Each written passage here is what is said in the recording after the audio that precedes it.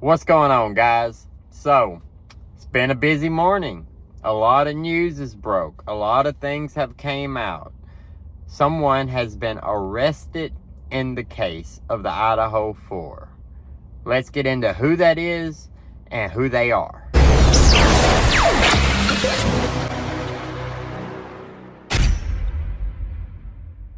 The person of interest who was arrested in connection to the case of the Idaho 4 is named Bryan Christopher Kohberger. I don't know if I'm mutilating that last name. That's how it looks. Now, he's a 28-year-old criminal justice and criminology major. He's working on his PhD. He was arrested this morning in Monroe, Pennsylvania, and he's being extradited back to Idaho. Now, what's his connection to the victims? I would love to know that. I can't wait to find out what his connection was. The way this person seems to be, it seems like he would have planned this. This doesn't sound like a spur-of-the-moment type of situation at all. What's the reasoning behind it? Who knows? We hope the police have more information. I'm sure they do, because to make an arrest like this, they have to have something tying this person to the case. They had to present some type of evidence to that to extradite him back to Idaho, right? As fast as they did, he was arrested this morning. He's probably on his way to Idaho right now. The police are planning to do a press conference at 4 p.m. Eastern Standard Time. That's 3 p.m. for me down here in Alabama. We will do a reaction at least to this press conference because, I mean, this is the totality of everything, right? We have a lot of people upset. A lot of people saying that we owe people apologies. Now, I agree that people deserve apologies if they were accused. If they were outright accused of something, they deserve an apology. I hate the thought if they're not involved in any way. I hate the thought that anybody was accused or speculated about. But in these cases, you have to speculate a little bit. And I'm sure they know that. I'm sure it's common knowledge for most people to think, hey, if I'm in this place at this time and something happens, people are going to speculate that maybe I had something to do with it. If I'm in this situation, people are going to speculate that I had something to do with it, even if I didn't. Now, I feel sorry for everybody who was involved. I feel sorry for everybody who lost somebody that they loved and they cared about. I feel sorry for anybody related to this psychopath who apparently thought he was smarter than the average cop. Is it our guy? Kinda seems like it from what's been said about him. He thought that he could commit the perfect crime.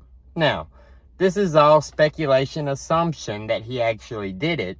But I believe with the way the police have conducted themselves in this case, that they're not just going out arresting somebody and just being willy-nilly about it, right?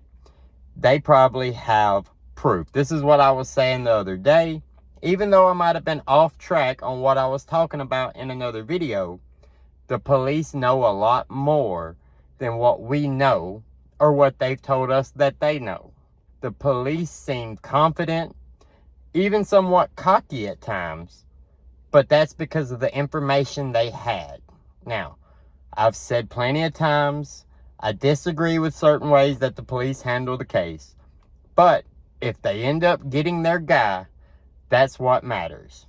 That's what's important. The public, we want to know. We want answers. We want to figure things out when we don't get given those answers, right? We'll go through, we'll look, we'll see what we can find. But the police have the evidence. The police are conducting an investigation. Obviously, there's going to be some things that we're not privy to that they need to keep under wraps until they can get things done. Now, they arrested this guy in Pennsylvania, up close to the mountains in Pennsylvania. Does this not come off as really weird that you've got the Star or the Sun or whatever magazine it was that came out a few days ago that showed on the 49th day of the investigation, they've police have arrested someone in connection to the murders.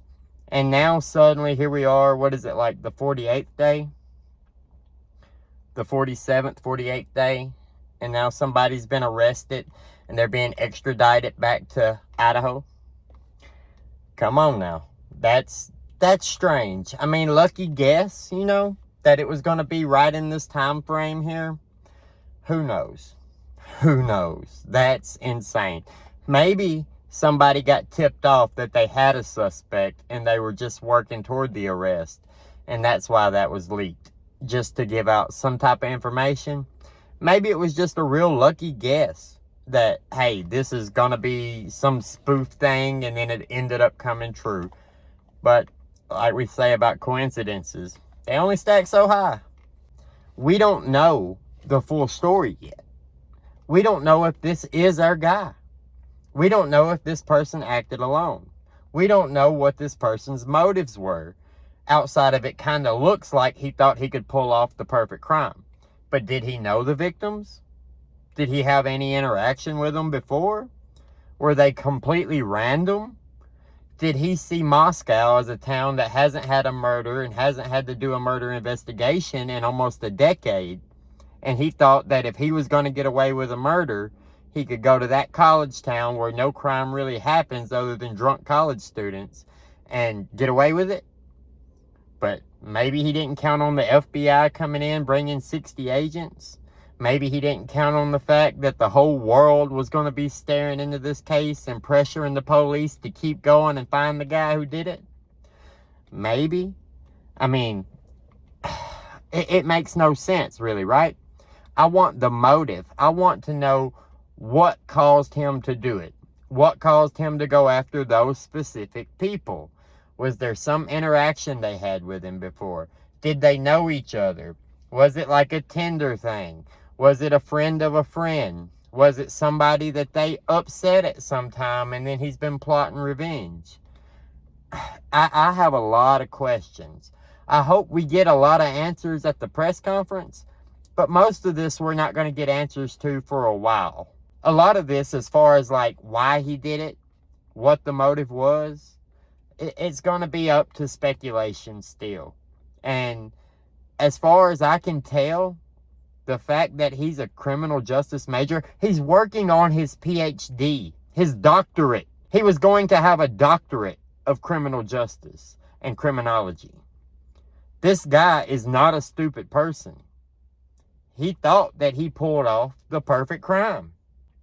Look at him. Tell me what you think about when you see this person. Do you see somebody who's going in alone and murdering 4 people in the middle of the night? I know a lot of people say he looks creepy, but if you just saw the picture of him before you knew he was arrested, does he look like that guy?